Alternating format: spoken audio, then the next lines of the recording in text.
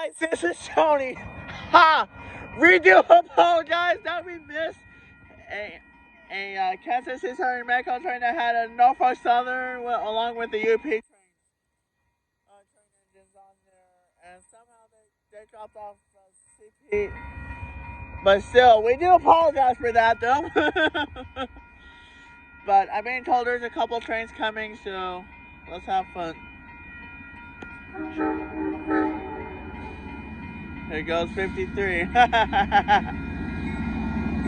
Love that horn. It's great.